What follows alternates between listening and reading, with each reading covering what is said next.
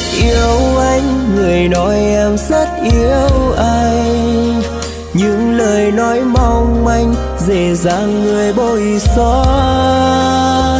Duyên phận rất trong tranh, ngờ như giọt sương giữa đêm lại, vội vàng tan thật nhanh trong cơn mưa dài lâu. Cứ mặc anh đau chẳng cần em phải quay lại phía sau, nhìn người mà em từng thương đang như thế nào. Những chuyện anh nhìn thấy có lẽ đã chứng minh tất cả là em đã có thêm một người chở che. Cứ mặc anh đau chẳng cần em phải thương ai nữa đâu, vì người ta lo cho em anh cũng biết thừa. Anh chẳng có gì trong tay, chỉ có trái tim chân thành, thì làm sao có thể giữ được người mình thương.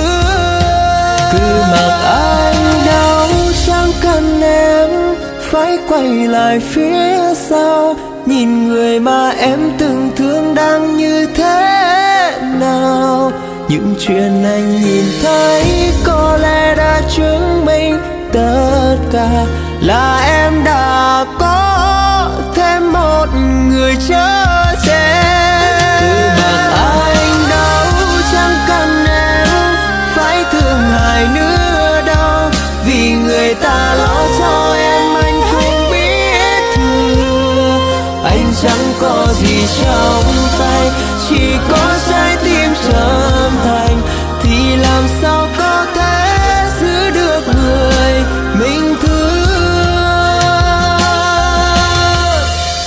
Thì làm sao có thể giữ được người